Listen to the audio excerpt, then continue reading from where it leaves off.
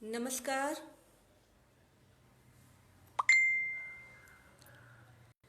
विश्वेश्वर सिंह जनता महाविद्यालय के हिंदी विभाग से मैं विभा कुमारी हिंदी साहित्य का इतिहास की क्लास के लिए उपस्थित हूँ आप लोगों के समक्ष। और जैसा कि पूर्व सूचना दे चुकी हूँ कि आज हम लोग बात करने वाले हैं प्रयोगवाद के ऊपर। हिंदी साहित्य के आधुनिक काव्यधारा में प्रगतिवाद के बाद प्रयोगवाद आता है और यह मुख्य रूप से उस कविता का बोधक है जहाँ पर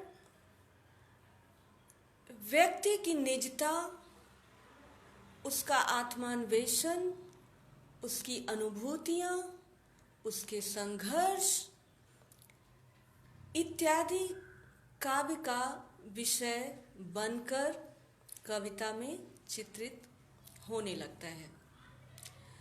जैसा कि प्रयोगवाद शब्द से ही विदित हो रहा है कि यहाँ कोई प्रयोग हो रहा है और साहित्य में प्रयोग होता रहा है। यानी जब से साहित्य लिखा जा रहा है तब से प्रयोग की प्रवृत्ति साहित्य में रही है। ठीक इसी प्रकार से ज्ञान विज्ञान के अनेक क्षेत्र में प्रयोग की परंपरा रही है, प्रयोग का अभ्यास रहा है और हर सिद्धांत प्रयोग के पश्चात ही स्थापित हो पाते हैं। तो क्या वजह रही होगी कि एक कालखंड विशेष को प्रयोगवाद नाम दे दिया गया। जब आधुनिक काव्यधारा में आगे की ओर यात्रा चलती है और जब प्रगतिवाद तक पहुंचते हैं तो वहां आकर के समाज के यथार्थ का चित्रण बहुत ज़्यादा बढ़ जाता है। जिस प्रकार छायावाद में वैयक्तिकता की प्रधानता थी, कल्पना की प्रधानता थी, सूक्ष्मता की प्रधानता थी, उसी प्रकार प्रगतिवाद में यथार्थवाद की प्रधानता हो गई। फिर प्रयोगवाद जब आरंभ होता है तो यहाँ विषय और शिल्प दोनों ही स्तर पर कुछ ढूंढने का प्रयास है। और जैसा कि आलोचकों ने कहा, माना, वो ये कि अज्ञेय के तार सप्तक के प्रकाशन से प्रयोगवाद का आरंभ होता है। अज्ञेय ने 4 सप्तक प्रकाशित किए हैं, यानी जो पहला तार सप्तक है उसके बाद दूसरा, तीसरा, चौथा सप्तक उन्होंने प्रकाशित किया। 7 कवियों के समूह की कविताएं लेकर के उन्होंने सप्तक प्रकाशित किए। अभी हम लोग सप्तकों पर बात करेंगे, परंतु पहले प्रयोगवाद शब्द को समझना जरूरी है। ये एक राय है, यानी कुछ विद्वानों का मानना है कि तार सप्तक के प्रकाशन के दौर से प्रयोगवाद का आरंभ मानते हैं और उस हिसाब से, उस दृष्टिकोण से पहला तार सप्तक प्रकाशित हुआ है 1943 में और विद्वानों ने माना कि 1943 से आधुनिक हिंदी काव्यधारा का प्रयोगवाद शुरू होता है। परंतु पहली क्लास से मैं ये कहती आई हूँ कि साहित्य का जो काल विभाजन है वो एक जटिल प्रक्रिया है और यह काल विभाजन उस समय से माना जाता है जिस समय से कोई प्रवृत्ति स्पष्ट रूप से दिखाई देने लगती है, लेकिन उसका आरंभ कहीं पहले हो चुका होता है। जैसे यदि हम हिंदी कविता की आरंभ की बात करें तो हम आदिकाल का आरंभ तो संवत से माने या ईस्वी से, मोटा मोटी 1000 ईस्वी के आसपास वो शुरू होता है, लेकिन हमें हिंदी का पहला कवि 7वीं शताब्दी में प्राप्त हो रहा है। यानी यह जो काल विभाजन है हिंदी साहित्य का, वह हर युग में ऐसा दिखाई पड़ता है कि जिसे हम सीमा रेखा मानते हैं उसके आगे पीछे भी हमें काव्य की वह प्रवृत्ति दिखाई देती है। तो प्रयोगवाद का आरंभ बेशक विद्वानों ने 1943 से माना है, तार सप्तक के प्रथम तार सप्तक के प्रकाशन वर्ष से, परंतु 1939 में यानी 4 वर्ष पूर्व ही नरोत्तम नागर के संपादकत्व में प्रकाशित होने वाली पत्रिका उच्छृंखल में कुछ ऐसी कविताएं प्रकाशित हुई थी जिन कविताओं के लिए कहा जाता है कि निश्चित तौर पर ये प्रयोगवादी कविताएं हैं। और यह भी बात पहले हो चुकी है कि जब कविता में प्रयोग की प्रवृत्ति सदैव रही है, यानी जब से साहित्य लेखन हो रहा है तब से प्रयोग की प्रवृत्ति रही है, तो फिर इसी काल विशेष को प्रयोगवाद नाम क्यों दिया गया? चूंकि इस युग में आकर के यथार्थ से भी विद्रोह था, वैयक्तिकता से भी विद्रोह था, और एक नया विषय, नई शैली को काव्य में लाने की प्रवृत्ति पैदा हो रही थी। और अज्ञेय ने उसी समय ऐसे कवियों को ढूंढा जो कवि अलग अलग विचारधारा के थे, अलग अलग काव्यधारा के थे। यानी हमने अब तक ये देखा कि प्रगतिवादी दौर चल रहा है तो मार्क्सवादी चेतना से ओतप्रोत कविताएं लिखी जा रही हैं, छायावादी दौर चल रहा है तो कल्पना की प्रधानता वाली कविताएं, सूक्ष्मता युक्त कविताएं लिखी जा रही हैं। लेकिन प्रयोगवादी काव्यधारा में निश्चित तौर पर यह प्रयोग का एक बड़ा दायरा है। जैसा कि तार सप्तक, जो दूसरा तार सप्तक हुआ, क्योंकि प्रथम तार सप्तक के प्रकाशन के बाद विद्वानों ने यह बात कही कि 1943 से जो कविताएं हमें प्राप्त होती हैं वो प्रयोगवादी कविताएं हैं और इन कविताओं का उद्देश्य प्रयोग करना है। परंतु अज्ञेय जी ने दूसरे तार सप्तक की भूमिका में जो लिखा उससे यह स्पष्ट होता है कि प्रयोग करना साधन नहीं है, बल्कि उन्होंने भूमिका में लिखा है कि ये अलग अलग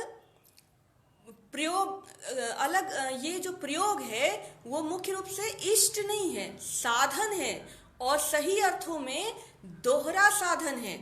क्योंकि एक ओर तो उस सत्य को जानने का साधन और दूसरी ओर साधन को जानने का साधन, और ये जितने कवि हैं ये अलग अलग राहों के कवि हैं और वास्तव में अभी ये अपनी मंजिल पर पहुंचे नहीं हैं, ये नवीन राहों के अन्वेषी हैं, यानी नई राह तलाश करने वाले कवि हैं।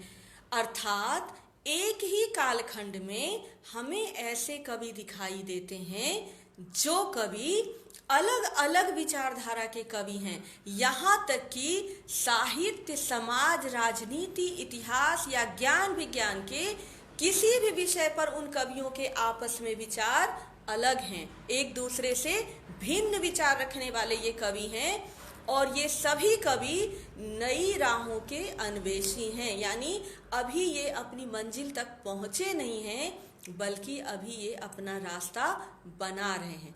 तो ऐसे कवियों को जब तार सप्तक में लेकर आए अज्ञेय, और तार सप्तकों की संख्या भी 4 है और इस हिसाब से 28 कवि हो गए, तो यह जो नई राहों के अन्वेषी कवि हैं मुख्य रूप से यही प्रयोगवादी कवि हैं। और इन्हीं कवियों के कार्य के आधार पर, उनकी कविता के आधार पर इस युग का नामकरण प्रयोगवाद किया गया। अब प्रयोगवाद की जो सीमा है वो देखिए, एक ओर तो इसकी सीमा प्रगतिवाद को छू रही है और दूसरी ओर इसकी सीमा नई कविता को छू रही है। अब ऐसे भी आलोचक हैं, विद्वान हैं, जो ये कहते हैं कि प्रयोगवाद और नई कविता एक ही प्रवृत्ति है, उसे हम यदि प्रयोगवाद को नई कविता कह दें तो कोई हर्जा नहीं है। लेकिन दूसरी तरफ ज्यादातर विद्वानों का मानना है कि प्रयोगवाद में जिन नई राहों की तलाश आरंभ हुई थी, जिन नई राहों पर कवियों ने चलना शुरू किया था और खोज की थी जिन राहों की, उन राहों को स्थापित कर पाते हैं नई कविता तक आते आते। यानी प्रयोगवादी कविता में जो अन्वेषण की प्रक्रिया है वो नई कविता तक आते आते अन्वेषण की क्रिया पूरी होती है और एक नई काव्य धारा स्थापित हो जाती है जिसे नई कविता नाम दिया गया है। यानी यह जो प्रयोगवादी काव्य धारा है, जहाँ विषय के स्तर पर प्रयोग है, शिल्प के स्तर पर प्रयोग है, भाषा के स्तर पर प्रयोग है, तो अज्ञेय जी ने एक ऐसी दृष्टि रखी थी कि उन्होंने उस युग में एक साथ रचना करने वाले कवियों की अलग अलग दृष्टि को परखा और हर अलग कवि को इन सप्तकों में स्थान दिया। यानी ये जितने भी सप्तक में कवि हैं, तो हम लोग एक एक करके सभी कवियों पर आएंगे। श्रेयाराम कुमार कह रहे हैं कि विचारों की भिन्नता के बावजूद भी ये सारे कवि प्रयोगवादी हैं, ऐसा हम कह सकते हैं। निश्चित रूप से ये प्रयोगवादी कवि हैं और इसीलिए इस युग विशेष का नाम प्रयोगवाद पड़ा, क्योंकि अज्ञेय जी ने जितने अलग अलग विचारधारा के कवि थे, क्योंकि इनकी जो विचारधारा है वो भी आपस में अलग है, इनका जो भाव का निरूपण है यानी इनकी जो शैली है, इनकी जो अभिव्यंजना है वह भी एक दूसरे से अलग है। यानी एक ही समय में अलग अलग भाषा, शिल्प और अलग अलग भाव बोध की रचना करने वाले ये जितने कवि थे, उनके बारे में अज्ञेय जी ने ये माना कि ये नई राहों की खोज कर रहे हैं, नई राहों के अन्वेषी हैं।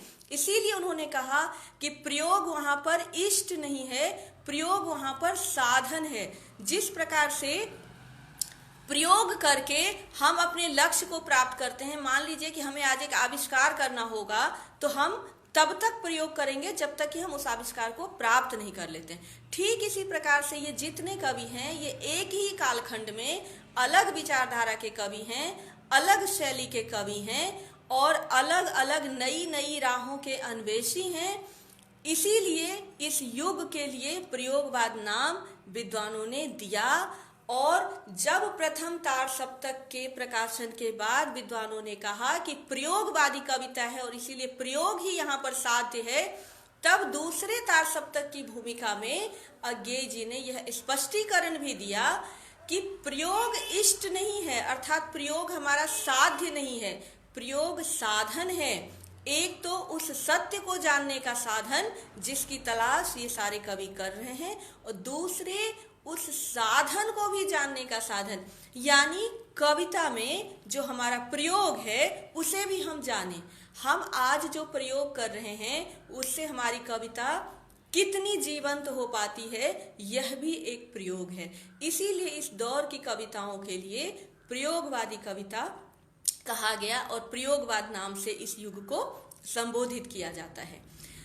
तो इस युग की जो बहुत बड़ी उपलब्धि है वो 4 तार सप्तकों का प्रकाशन है, क्योंकि प्रथम तार सप्तक के प्रकाशन वर्ष से 1943 से ही प्रयोगवाद का आरंभ माना जाता है। यद्यपि हमें पत्र पत्रिकाओं में 1939 से ही ऐसी कविताएं प्रकाशित होती दिखाई देती हैं जिनको हम प्रयोगवादी कविताएं कहते हैं। तो सर्वप्रथम पहला तार सप्तक का प्रकाशन हुआ 1943 में और इसमें जो कवि थे गजानन माधव मुक्तिबोध, उसके बाद मुक्तिबोध के बाद है मुक्तिबोध नेमीचंद जैन। अब आचार्य नेमीचंद जैन जो हैं, जिस प्रकार से आपने मुक्तिबोध का बहुत नाम सुन रखा होगा काव्य के क्षेत्र में, उस हिसाब से नेमीचंद जैन का नाम थोड़ा कम सुना होगा।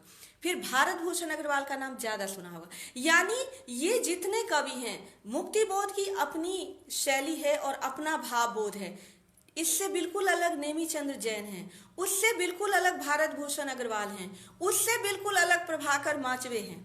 अब ये देखिए गिरजा कुमार माथुर, यहाँ इसके सप्तक के जो अगले कवि हैं गिरजा कुमार माथुर, उनकी कविताओं में आपको वीर रस की भी कविताएं मिलेंगी, श्रृंगार रस की भी कविताएं मिलेंगी।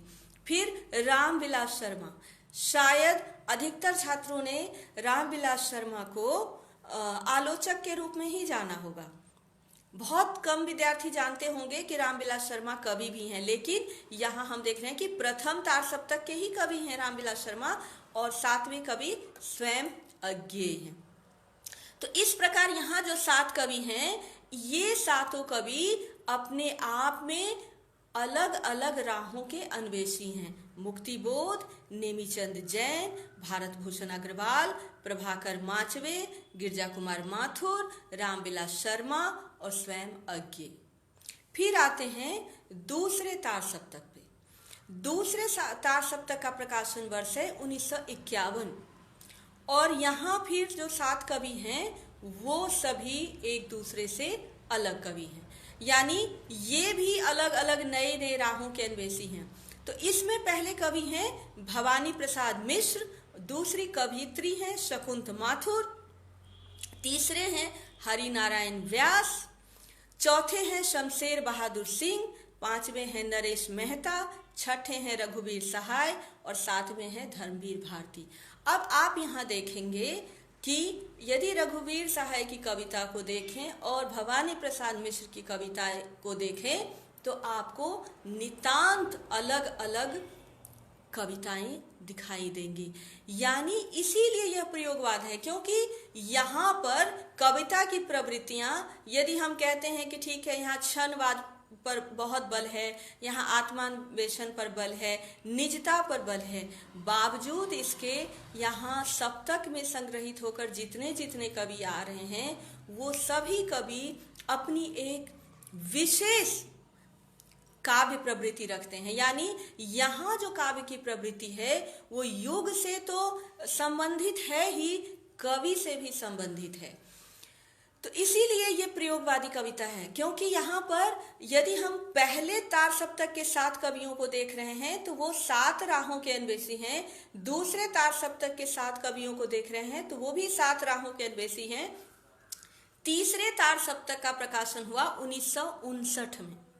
यानी हम ये देख रहे हैं कि पहले तार सप्तक के 8 वर्ष के बाद दूसरा तार सप्तक आया, दूसरे तार सप्तक के 8 वर्ष बाद तीसरा तार सप्तक आया। अब ये जो तीसरा तार सप्तक है इसमें जो कवि हैं थोड़ा सा हम उनकी ओर भी दृष्टिपात करते हैं तो कुंवर नारायण हैं, कीर्ति चौधरी हैं, सर्वेश्वर दयाल सक्सेना हैं। ये जितने भी कवि हैं, फिर प्रयाग नारायण त्रिपाठी हैं, केदारनाथ सिंह हैं, मदन वात्स्यायन हैं, विजय देव नारायण शाही हैं। यहाँ भी जो 7 कवि हैं वो सातों कवि प्रयोग कर रहे हैं, सातों कवि अलग अलग राहों के अन्वेषी हैं। यहाँ किसी का जो भाव बोध है या किसी का जो शिल्प है वो दूसरे से पूरी तरह से मिलता नहीं है। लेकिन इन 8-8 वर्षों पर जो तार सप्तक आ रहे थे वो तो प्रयोगवादी काव्य धारा में है ही। जो चौथा तार सप्तक आता है वो पूरे 20 वर्ष के पश्चात आता है। यानी प्रयोगवाद की यह जो प्रवृत्ति है, अब हम देख रहे हैं कि प्रयोगवाद से एक तरफ प्रगतिवाद जुट रहा है, बिल्कुल उसके साथ साथ चल रहा है, दूसरी तरफ नई कविता भी साथ साथ चल रही है।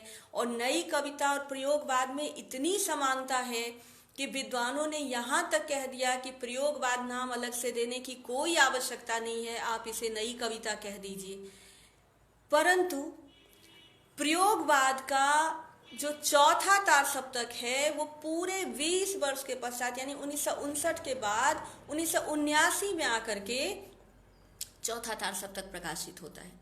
20 वर्ष का फासला एक लंबा फासला है, लेकिन वहाँ जो 7 कवि आए हैं वो भी इसी प्रकार के प्रयोगकर्ता कवि हैं और इसी प्रकार से नई राहों के अन्वेषी कवि हैं। तो जिस बात को साहित्य में बार बार कहा जाता है कि काल विभाजन एक स्थूल विभाजन है, वो बात बहुत हद तक सही है, क्योंकि जब भी काल विभाजन होता है तो किसी प्रवृत्ति को जहाँ पर स्पष्ट रूप से देखा जा पाता है वहाँ तक मान लेते हैं। तो यदि हम प्रयोगवाद की सीमा को 1943 से 51, 52 या 59 तक ही मानेंगे तो फिर हम चौथे तार सप्तक को क्या कहेंगे, क्योंकि 51, 52 से हमें नई कविता दिखाई देने पर लगती है। इतना ही नहीं, यह काल विभाजन इतना जटिल विषय है कि कुछ आलोचकों ने प्रयोगवादी कविता का जो दायरा है वो नए पत्ते और बेला, निराला की बात कर रही हूँ, बेला और नए पत्ते की कविताओं में भी वो प्रयोगवादी प्रवृत्ति ढूंढते हैं। इसके साथ साथ कुछ विद्वानों ने तो कुकुरमुत्ता को भी प्रयोगवादी कविता कहा है।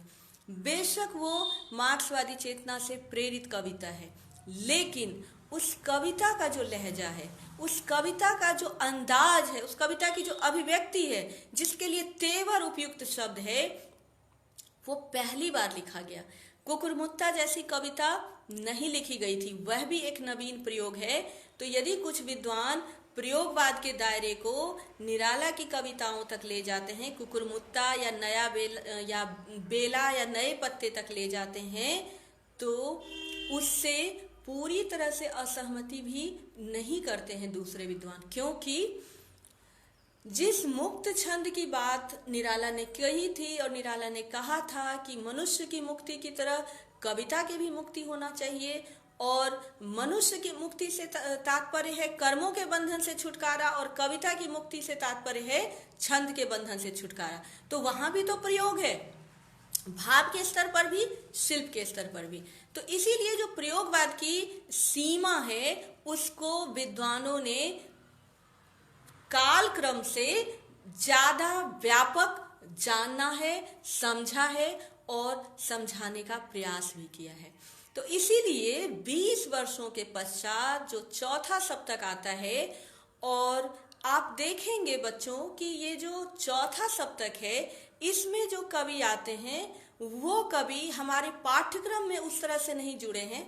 अब जैसे कि पहले आप नाम सुनिए, फिर आप बताइएगा कि सचमुच ये कवि आपके पाठ्यक्रम में कम दिखाई देते हैं। तो यहाँ जो कवि हैं वो हैं अवधेश कुमार, राजकुमार कुंभज, स्वदेश भारती, नंद किशोर आचार्य, सुमन राजे, श्रीराम वर्मा और राजेंद्र किशोर। इन कवियों की कविताएं आपने अपने पाठ्यक्रम में नहीं पढ़ी होंगी, आपने इनकी कविताएं कहीं और पढ़ी होंगी, और यदि आपने चौथा सप्तक पढ़ा है तो निश्चित रूप से पढ़ी होंगी। जो पीएचडी के स्टूडेंट्स हैं उनसे मैं ये उम्मीद करती हूँ कि उन्होंने चारों सप्तक पढ़े होंगे, पर बीए के छात्र ने तो नहीं पढ़ा होगा।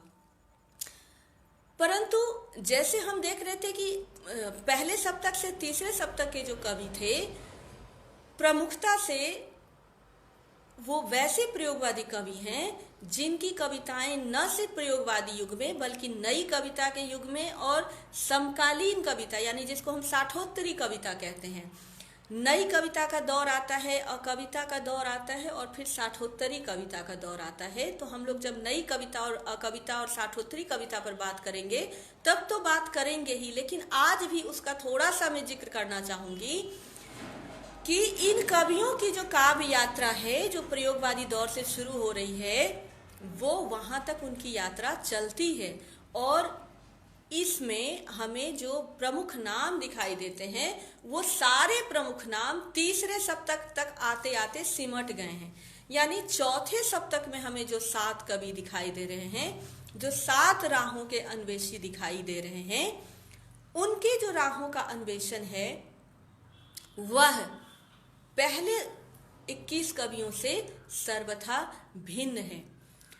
अब पाठ्यक्रम में किसी कविता को लगाया जाना या न लगाया जाना वो एक बात है, लेकिन दूसरी बात यह भी है कि किसी भी काव्य की जो प्रवृत्ति को हम देखते हैं और उन प्रवृत्तियों के आधार पर जब हम विभाजन करते हैं तो निश्चित तौर पर वो प्रवृत्तियां हमें उस काल विभाजन के दायरे को दोनों ही सीमाओं की ओर से तोड़ती हुई दिखाई देती है। यानी जहां वह आरंभ हो रहा है वहां भी हम देखते हैं कि उसकी सीमा उससे काफी पहले तक चली आ रही है, और जहां उसका अंत बताया जाता है वहां भी वह अपने दायरे का अतिक्रमण करती हुई दिखाई देती है। तो इसीलिए प्रयोगवाद एक ऐसी प्रवृत्ति है जो साहित्य में निश्चित रूप से सदैव मौजूद रही है और मौजूद रहेगी, परंतु आधुनिक काल के जिस कालखंड को 1943 से हम लेकर के मोटा मोटी 1960 तक, क्योंकि एक साथ ही वहाँ प्रयोगवाद के साथ ही हमें नई कविता का भी उद्भव दिखाई देने लगता है, और 60 के बाद तो साठोत्तरी कविता का दौर शुरू हो जाता है, उसे हम प्रयोगवादी कविता कहते हैं। परंतु इस कालखंड में काल विभाजन का जो दायरा है वो अत्यंत लचीला है, और इसीलिए इस दायरे को 1979 तक गिनते हैं, और फिर नई कविता को भी दूसरी तरफ 1950-51 के आसपास से शुरू करना मानते हैं। तो ये जो काल विभाजन है, जिसमें कविताओं की प्रवृत्तियां एक दूसरे की सीमाओं का अतिक्रमण करती हैं, एक दूसरे की सीमाओं में प्रवेश करती हैं, परंतु ऐसा होना अत्यंत सहज और स्वाभाविक है, क्योंकि ये सभी प्रवृत्तियां बहुत कम कम कालक्रम में परिवर्तित हो रही हैं। लेकिन यदि ये कालखंड बड़ा होता है तब भी हमें इन सीमाओं का अतिक्रमण दिखाई देता है। तो जो प्रयोगवादी कविता है उसमें यदि भाव बोध के स्तर पर हम देखें, यद्यपि बार बार ये बात कही जा रही है कि हर कवि यहाँ प्रयोग करता है, इसीलिए युग की प्रवृत्ति के साथ साथ यहाँ कवि की रचनाओं में भी हमें प्रवृत्ति देखना पड़ेगा। परंतु फिर भी समेकित रूप में यदि हम इस युग की प्रवृत्ति को देखें तो जो चीजें हमें उभर कर आती हुई दिखाई देती है भाव पक्ष के आधार पर, उसमें है आत्मान्वेषण, क्षणवाद और निजता को महत्व। अब आत्मान्वेषण, स्वयं को खोजना, स्वयं को जानना, आत्म साक्षात्कार। तो आप कहेंगे कि मैम भक्ति काल में जो निर्गुण कवि थे वो भी आत्मान्वेषण कर रहे थे, जो सगुण कवि थे वो भी आत्मान्वेषण कर रहे थे, तो यहाँ प्रयोगवादी कवियों ने कौन सी नई बात कर दी कि हम इसको प्रयोगवाद की प्रवृत्ति माने। क्योंकि आत्मान्वेषण तो साहित्य की ऐसी विशेषता है जो हर युग के साहित्य में दिखाई पड़ता है, और विशेष रूप से भक्तिकालीन साहित्य में, और यहाँ तक कि छायावादी साहित्य में भी, और यहाँ तक कि प्रगतिवादी साहित्य में भी। क्योंकि जब तक हम अपने आप को नहीं खोजते हैं, स्वयं का अन्वेषण नहीं करते हैं, तब तक हम समाज के हित की बात कर नहीं सकते हैं, तब तक हम समाज में समता की बात नहीं कर सकते हैं। तो ये जितने भी दायरे हैं वो निश्चित रूप से हर दायरा दूसरे दायरे को छूता हुआ या अतिक्रमण करता हुआ, एक दूसरे में प्रवेश करता हुआ दिखाई देता है, और ये साहित्य की खूबसूरती है, जहाँ उन्हीं विषयों को, उन्हीं प्रवृत्तियों को पुनः पुनः पुनः दोहराया जाता है। तो यह जो आत्मान्वेषण की प्रवृत्ति है, भक्ति काल में उसका उद्देश्य भक्ति था, छायावाद काल में उसका उद्देश्य प्रेम था, और प्रयोगवाद काल में उसका उद्देश्य एक व्यक्ति के व्यक्तित्व की स्थापना से है, उसके अस्तित्व की स्थापना से है। क्योंकि आगे चल करके जब हम समकालीन साहित्य में आते हैं तो वहाँ जो यह अस्तित्ववादी स्वर है वो और अधिक मुखर होकर के अस्मिता के रूप में हमारे सामने आता है। क्योंकि जब एक व्यक्ति आत्मान्वेषण करता है तो उसे अपने अस्तित्व का बोध होता है और वह अपनी अस्मिता की खोज करता है। तो यहाँ जो आत्मान्वेषण है वो निश्चित रूप से भक्ति काल में था, पर वहाँ उद्देश्य भक्ति था, छायावाद में उद्देश्य प्रेम था, और प्रयोगवादी कवियों में जो आत्मान्वेषण की प्रवृत्ति है वो अपने स्व को तलाशने की प्रवृत्ति है। और यह प्रवृत्ति हमें नई कविता में भी मिलती है, नई कहानी में भी मिलती है। आगे चल करके समकालीन साहित्य में जो अस्मिता मूलक साहित्य है उसमें यह आत्मान्वेषण अत्यंत प्रबलता से अभिव्यक्त होने लगता है। तो ये जो आत्मान्वेषण की प्रवृत्ति है, जिसमें हम यदि अज्ञेय की कविता का उदाहरण देखें, जिसमें वो कहते हैं कि दुख मांझता है और जिसे मांझता है वह कोशिश करता है कि वह औरों को मुक्त रखे। कविता की पंक्तियां यहाँ थोड़ी बदल गई क्योंकि मैं उसका भावार्थ बताने लग गई कि यह जो आत्मान्वेषण है, क्योंकि जो व्यक्ति दुख के अनुभवों से गुजरता है वह एक प्रकार से उसका परिष्कार हो जाता है।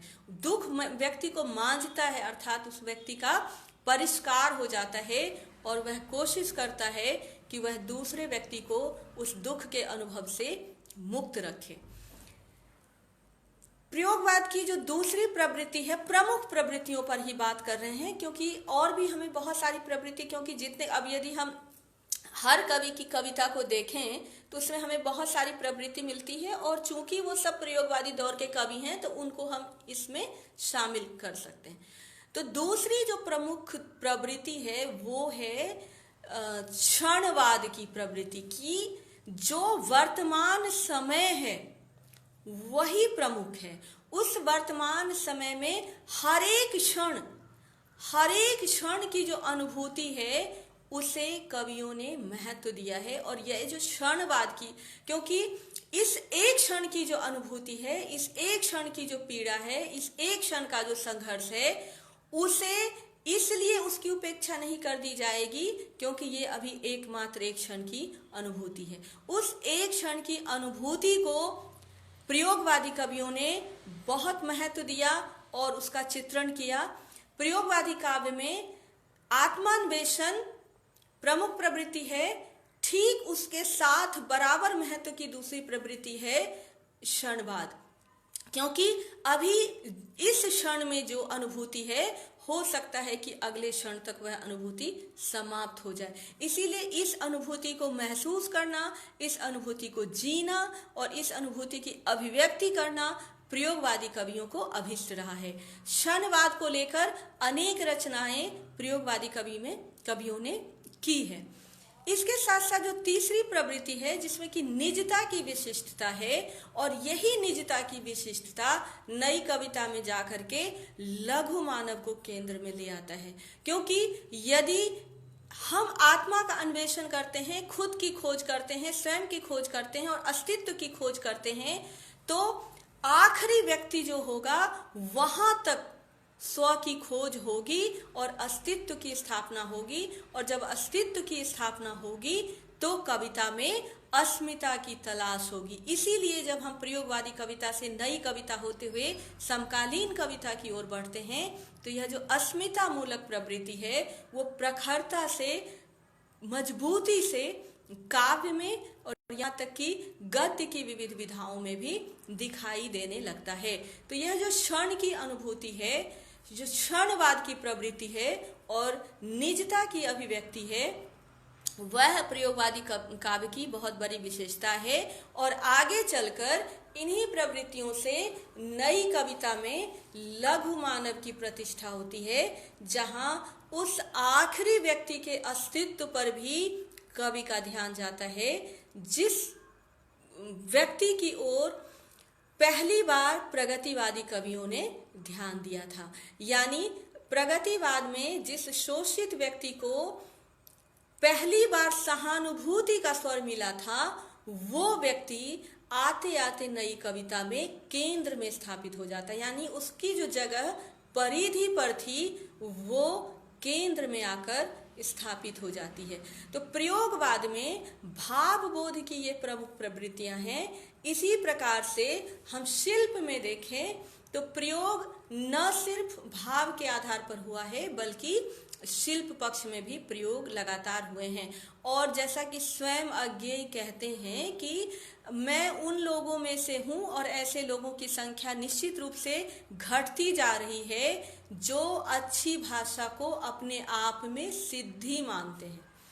अब ये जो अच्छी भाषा को सिद्धि मानने की बात अज्ञेय कह रहे हैं, ये इस बात की पुष्टि करता है कि प्रयोगवाद में आकर के कवियों ने अच्छी भाषा को बहुत बहुत महत्वपूर्ण माना अभिव्यक्ति के लिए, क्योंकि काव्य में अच्छी भाषा का होना बहुत इम्पोर्टेंट है। तो ये तो अज्ञेय कह रहे हैं कि मैं उन लोगों में से हूं और उनकी संख्या लगातार घटती जा रही है जो अच्छी भाषा को अपने आप में सिद्धि मानते हैं।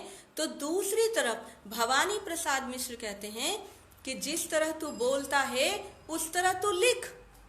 यानी छायावाद में जिस कोमल कांत पदावली की बात की जा रही थी जिस कोमलकांत पदावली की प्रतिष्ठा की जा रही थी, जिस सूक्ष्मता की बात की जा रही थी, भवानी प्रसाद मिश्र तो उसको नकारते हैं और वो तो कहते हैं कि जिस तरह तू बोलता है उस तरह तू लिख। तुम्हें कविता लिखने के लिए अपने भाषा में किसी भी प्रकार का परिष्कार करने की आवश्यकता नहीं है। तुम जिस तरह से बोलते हो बिल्कुल उसी तरह से लिखो। और यही प्रयोगवाद की खूबसूरती है। यही मैं तब से बताना चाहती हूँ कि प्रयोगवाद की विशेषता ही यही है कि यहाँ जितने कवि हैं वो भाव के स्तर पर भी और शिल्प के स्तर पर भी अलग अलग राहों के अन्वेषी हैं।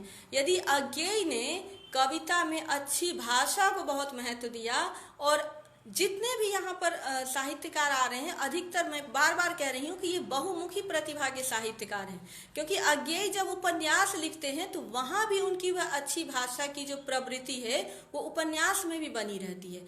और भवानी प्रसाद मिश्र जब कहते हैं कि जिस तरह तू बोलता है उस तरह तू लिख, तो उनकी जो भाषा की सरलता है वो सर्वत्र दिखाई देता है। और वो कहते हैं कि जी हाँ हुजूर, मैं गीत बेचता हूँ, मैं किस्म किस्म के गीत बेचता हूँ। अब देखिए कितनी सरल भाषा है। जैसे कि कोई भी एक फेरी वाला कहता है कि मैं किस्म किस्म का सामान लेकर आया हूँ, बिल्कुल उसी लहजे में भवानी प्रसाद बोलते हैं कि जी हाँ हुजूर, मैं गीत बेचता हूँ, मैं किस्म किस्म के गीत बेचता हूँ। तो यह जो भाषा के स्तर पर जो प्रयोग है वो प्रयोगवादी काव्य की प्रवृत्ति में अत्यंत महत्वपूर्ण है, जहाँ हमें भाषागत प्रयोग और भाषा का दायरा, भाषा की जो शब्दावली है वो प्रयोगवादी कविता में अब तक की कविताओं से व्यापक है। जैसे हमने देखा कि द्विवेदी युग में उपदेशात्मकता थी तो भाषा का दायरा उपदेश में सिमट जा रहा था। छायावाद में प्रेम और सूक्ष्मता थी तो वहां पर देशज शब्दों की उपेक्षा हो जा रही थी। प्रगतिवाद में मार्क्सवादी चेतना के कारण अनेक नए शब्द आ गए थे और कोमल शब्दों की उपेक्षा हो गई थी। परंतु प्रयोगवाद में शब्दों का दायरा बहुत बड़ा हो गया, यानी यहाँ तत्सम, तद्भव, देशज और विदेशज, इन सभी प्रकार के शब्दों का समान रूप से प्रयोग दिखाई देता है। फिर यदि हम प्रतीक की बात करें तो प्रतीकों का प्रयोग प्रयोगवादी युग में बिल्कुल नवीन रूप में होने लग गया और यहाँ पर कविता प्रतीकों के माध्यम से ही अभिव्यक्त होने लगी। कविता में शब्द की बजाय प्रतीक की प्रधानता हो गई और इसीलिए इस तरह की कविताएं, यह दीप अकेला स्नेह भरा है, गर्भ भरा मधुमाता पर, इसको भी पंक्ति को दे दो। यहाँ पर दीप प्रतीक बनकर आया है व्यक्ति का।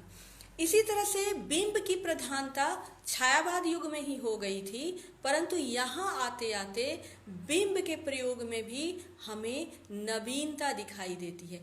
क्योंकि यहाँ अज्ञेय की कविता देखें तो जहाँ वो कहती है कि पति सेवारत सांझ उचकता देख पराया चांद लजाकर ओट हो गई। अब ऐसे दृश्य बिंब प्रयोगवादी काव्य की विशेषता है जहाँ पर सांझ और चांद इन सब को लेकर एक ग्रामीण दृश्य तैयार कर दिया गया है।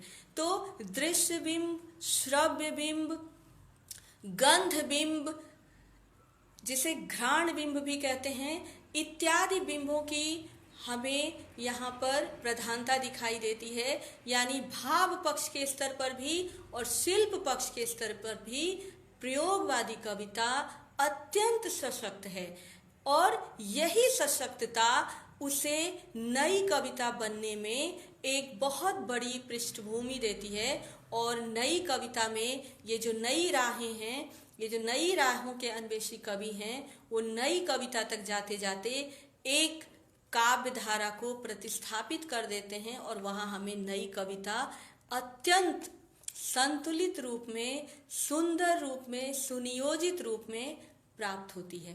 तो प्रयोगवादी काव्य भाव पक्ष के आधार पर, शिल्प पक्ष के आधार पर, भाषा, बिंब, प्रतीक, इन सभी स्तरों पर शब्द प्रयोग, समास प्रयोग, अलंकार प्रयोग, छंद प्रयोग और रस प्रयोग। रस हमारे साहित्य में आदिकाल से ही मौजूद है। और प्रयोगवादी काव्य में भी हम देखते हैं कि नए प्रतीकों बिंबों के आ जाने के बावजूद भी उसके रस में कमी नहीं आई है और रस की विविधता प्रयोगवादी काव्य की भी विशेषता है। तो प्रयोगवादी काव्य पर इतना ही।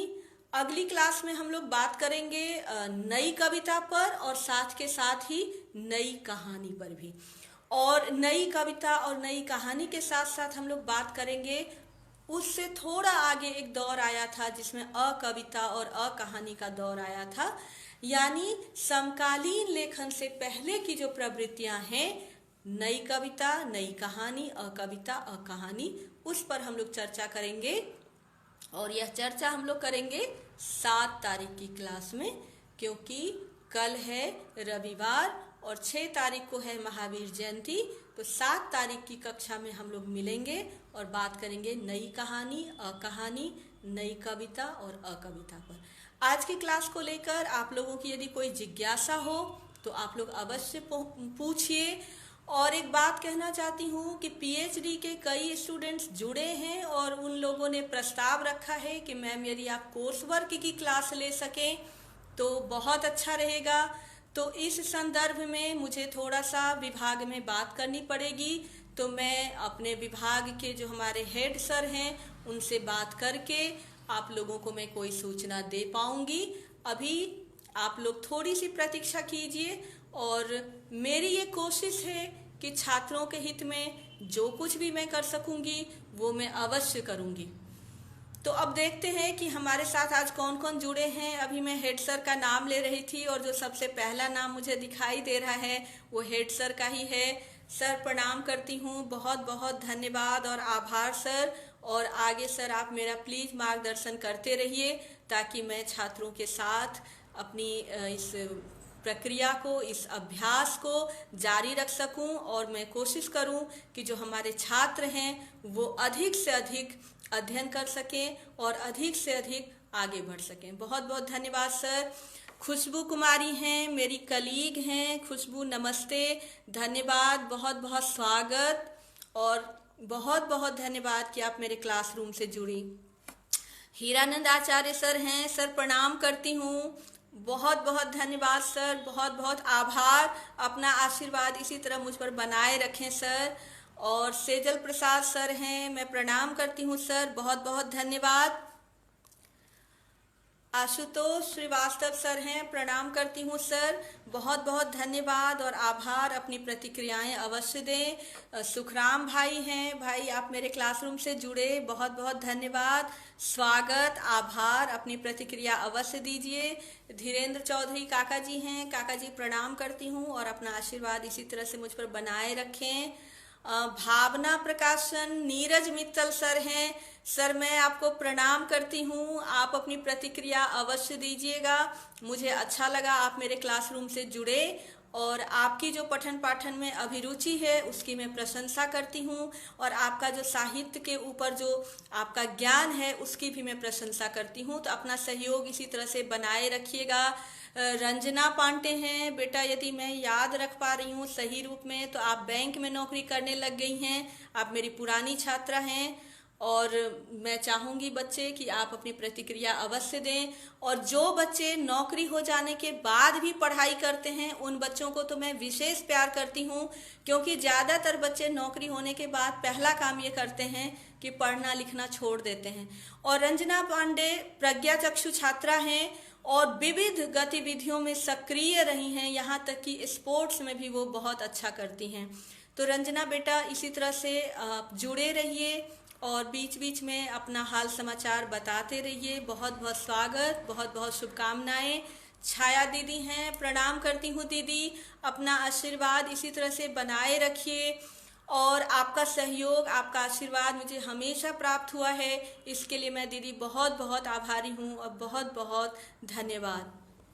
सावित्री आप पीएचडी के स्टूडेंट हैं तो मैं चाहूँगी कि आपकी कोई जिज्ञासा हो, कोई प्रश्न हो, कोई प्रतिक्रिया हो, कोई सुझाव हो तो अवश्य दें, क्योंकि जो संवाद दो तरफा होता है वो संवाद जीवंत होता है। यदि आप कमेंट में लिखते हैं तो भी अच्छा है, आप मैसेंजर में लिखते हैं तो भी अच्छा है, आप सामान्य मैसेज करके या कॉल करके भी अपनी प्रतिक्रिया दे सकते हैं, जैसे भी आप सहज महसूस करें।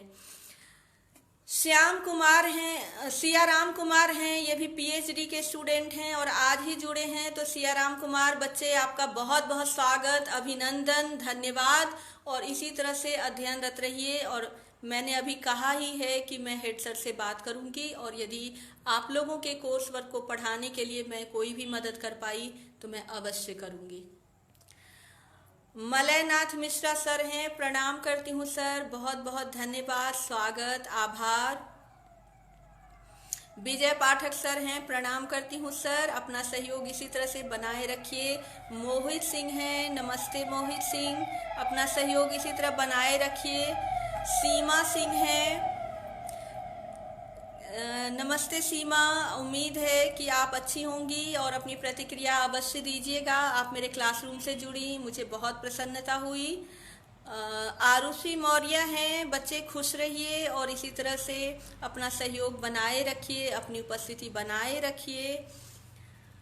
भास्कर आनंद जी हैं, नमस्ते भास्कर आनंद जी, अच्छा लगा कि आप इंजीनियर हैं और हिंदी साहित्य की क्लास ले रहे हैं, तो अपनी प्रतिक्रिया अवश्य दें, क्योंकि जो हिंदी साहित्य के लोग हैं वो तो सुनते ही हैं। मुझे खुशी होती है जब अलग अलग विषय के लोग, अलग अलग क्षेत्र के लोग इसमें अपनी भागीदारी सुनिश्चित करते हैं और मेरे क्लासरूम से जुड़ते हैं, तो मुझे बेहद प्रसन्नता होती है। तो यदि आप अपनी प्रतिक्रिया देंगे तो मुझे बहुत अच्छा लगेगा।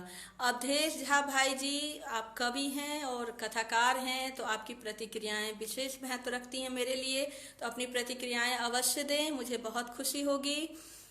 सियाराम कुमार लिख रहे हैं, नमस्ते मैम, नमस्ते बच्चे, खुश रहिए, बहुत सारी शुभकामनाएं। और मेरे पति हैं सचिदानंद जी, बहुत बहुत स्वागत और धन्यवाद। इसी तरह से अपना सहयोग आप बनाए रखिए। प्रियंका तिवारी, बहुत बहुत स्वागत बेटा, नमस्ते बेटा, और इसी तरह से बेटा अपनी उपस्थिति बनाए रखो और इसी तरह से जो अपने पढ़ने लिखने का जो आपने एक क्रम बना रखा है उस तैयारी को बिल्कुल उसी रूप में बनाए रखिए, क्योंकि जैसे ही तैयारी थोड़ी कम होती है वैसे ही धीरे धीरे पढ़ाई पीछे होने लगती है। अंजना बेटा खुश रहिए, सुमित बेटा खुश रहिए, गुंजन जी झा हैं, प्रणाम करती हूँ सर। प्रेमचंद बेटा खुश रहिए, देलो सूफी सर हैं, प्रणाम सर, स्वागत है आपका सर, बहुत बहुत धन्यवाद। पंकज भाई हैं, मेरे कलीग हैं मैथ्स डिपार्टमेंट में, तो भाई आपका स्वागत है, बहुत बहुत धन्यवाद और इसी तरह से अपना सहयोग बनाए रखें। अमरनाथ मिश्रा भाई जी हैं, गीतकार हैं, कवि हैं, तो भाई जी मैं चाहूँगी कि आप अपनी प्रतिक्रियाएं अवश्य दें। बहुत बहुत स्वागत भाई जी, बहुत बहुत धन्यवाद, बहुत बहुत आभार। तो आज हमारे साथ इतने लोग जुड़े थे। अगली क्लास के लिए हम लोग 7 तारीख को मिलेंगे। तब तक के लिए बहुत बहुत धन्यवाद, आभार, प्रणाम, शुक्रिया।